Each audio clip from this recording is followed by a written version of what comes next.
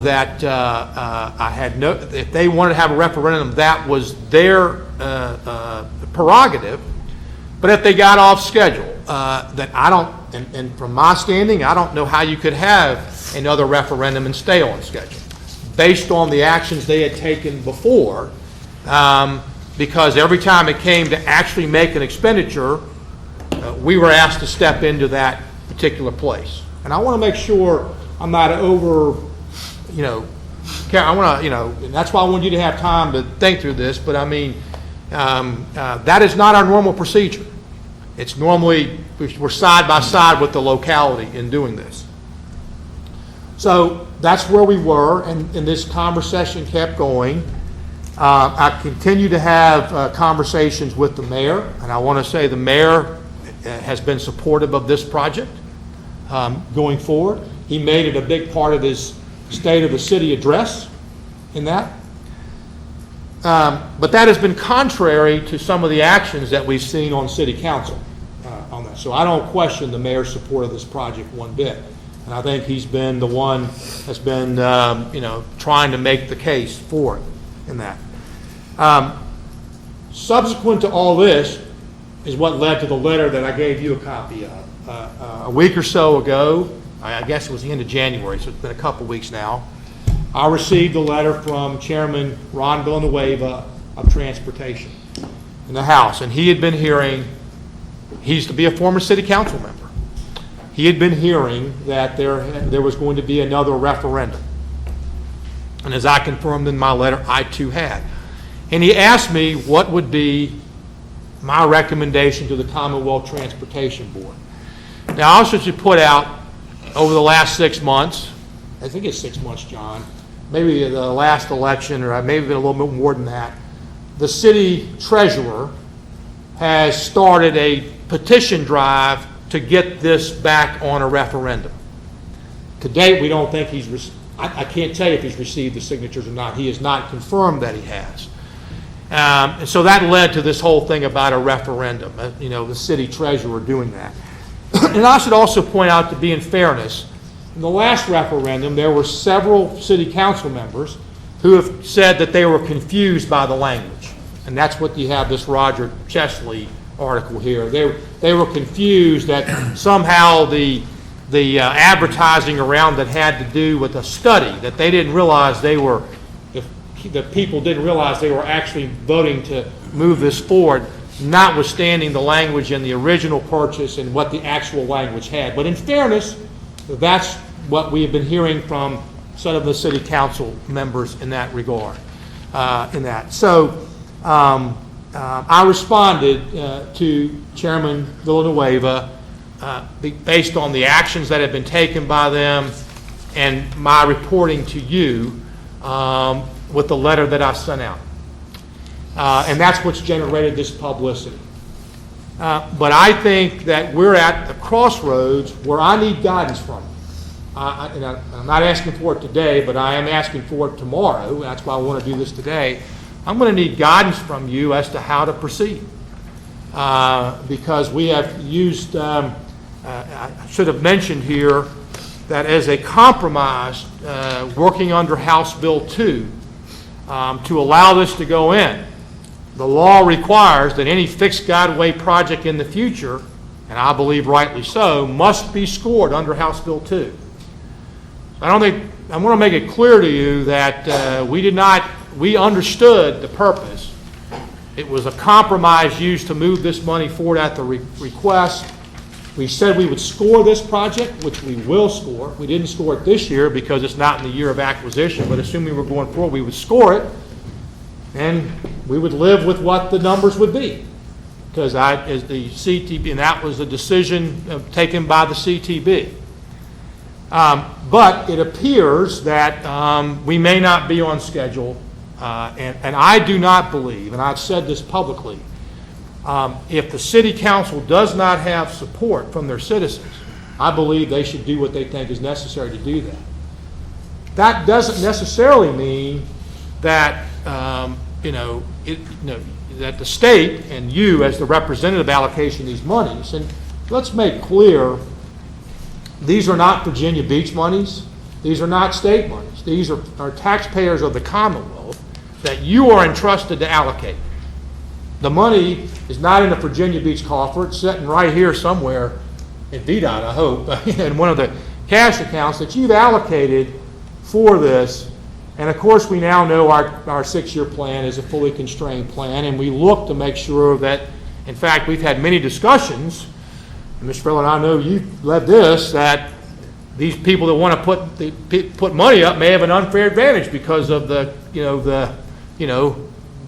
affecting the House Bill 2 score. So I just want to make sure you are fully apprised of everything, but I need your guidance, and that's why I started this discussion. Yes, Mr. Dyke. I had a teacher in law school who we would lay out some facts, and he would look at them and basically say, "I'm ready to rule." I read your letter, and it was clear to me that I thought you had bent over backwards to help them, and that monies had been set aside for 20 months at least, $155 million basically set aside. And now this was an effort to, well, we really haven't really made a decision, and we want to kick the can down the road a little more. My thought was your response was spot on, that we have an obligation to do something for people who are ready to do something. And if they want to kick the can down the road a little longer, that's fine. When they finally pick it up, then they can get in line and come back here. But in the meantime, I think we need to use those dollars, if they don't want them, and look at some other ways we can help projects around the Commonwealth. And I just want to note for the record, for those of us from Northern Virginia, that would only take $122 million to put in the new third lane on I-66 inside the Beltway. So if in fact that money is now available, then I think we ought to be taking a look at how it might be used elsewhere. So the short is, I think you took the right position, and I totally back up what you had recommended. Let me, Mr. Farrell, go to you, then I want Mr. Malvin to say, because let Mr. Walker, I want him to, because there are some impacts, and so. Well, I'd like to address kicking the can down the road. I think the can's been kicked, but it's being kicked in a positive way in terms of what I see how the city's approaching this project. But to back up a little bit with a little bit of history, in 1999, I think that's HRT sponsored this project of the light rail project, and it went to a referendum. At that point, there was nobody on city council that supported it. There was no champion on city council. It was purely an HRT effort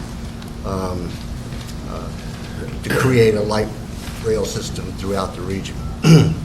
It went to referendum, and the lack of city council commitment or sponsorship, it failed probably by 6 points.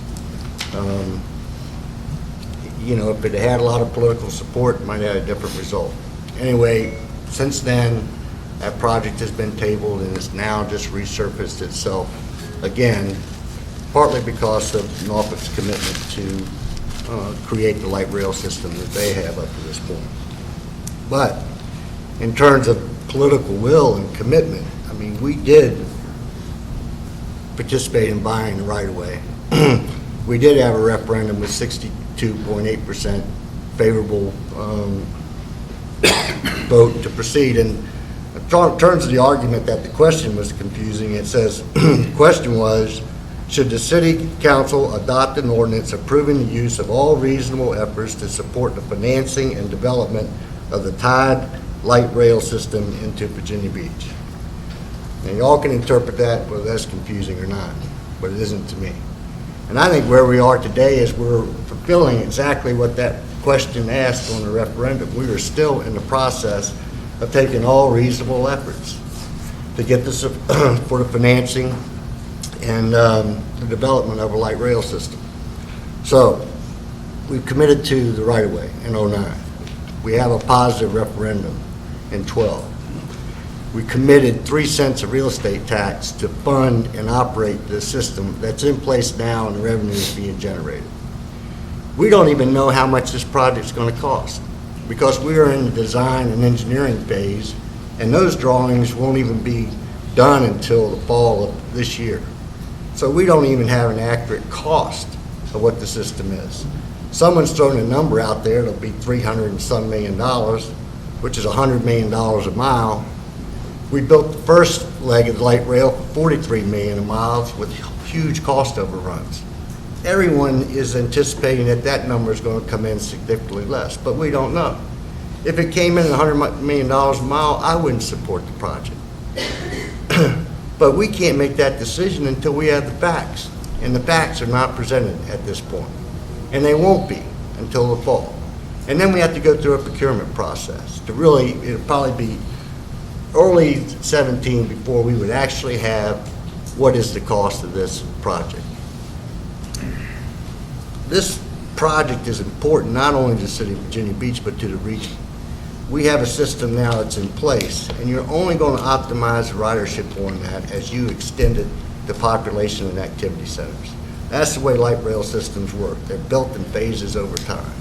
And this is phase 2. So we have a handful of city council people that choose to govern by referendum. And we're also in an election cycle. And some of these council people are in this cycle. So this referendum issue is politics, in my view. Now, the city treasurer is trying to create enough signatures to force it on there. As of yet, he's not successful getting enough signatures. Whether he's going to be successful, I don't know. What signatures he has, I don't know how many are valid. I don't know. But I know that it's critical. When you're talking about strategic growth areas, we've been planning those for 10 years. Those are major corridors that we have planned for 10 years for the city of Virginia Beach. The city manager, in a public hearing some time back, in the next 25 years, 50% of the growth in the city of Virginia Beach will be in 2% of its land mass. You cannot create these strategic growth corridors without a mobility spine to create what comes along with it. It's absolutely critical for our strategic growth areas, connecting to the region, supporting the infrastructure that we've already invested in. And I think it's just premature to pull the plug on a project that's still in the process of being evaluated. That's my opinion. Let me make one thing. Mr. Ball makes a good point here. There is right, they don't have the cost. And quite frankly, that's the risk that we normally take, because you have a decision. If the costs come in more, you would have the decision to whether you want to put more or whatever. What the referendum does, though, if the city council goes, John, you hit a nail on the head. It's, the city council has members, and I've talked to several of them, and I believe they're going to vote for a referendum. But I don't know that, but they've said they are. But what that does is it basically makes it a contingency that you can't control. In other words, we might go for it. You're right, the cost might come in more, but that's a decision for the board. If they come in more, then you have the option to say, or the city says no, or contingency of a referendum, not because they shouldn't have it, but I want you to understand what that says to you is we may not go forward. It's not in any of your control. In other words, the cost could come in under and they still not go forward. So I'm not trying to be negative or positive. I want you to understand, though, I think we've tried to lay out everything, what that does and how it impacts, your ability and putting up the money. So anyway, but John, I think I'd like to also emphasize the fact that we had the funding in place to build and operate this system. We have it 3. The funding is in place, and it hasn't. But that was a 9-2 vote on city council. To me, if you want to look for political will, I think that's political will, because we are taxing our citizens today to make this project a reality. And you got some outliers out there that make a lot of noise, and I don't think we ought to let the outliers out there dictate how we proceed to make what I think is one of the most significant infrastructure projects in the region. Yes, Mr. Phelan. Thank you for your exhaustive replication of history, and it is exhaustive. And I think that exhaustion is representative of the frustration that we all feel. And my good friend John Malvin makes good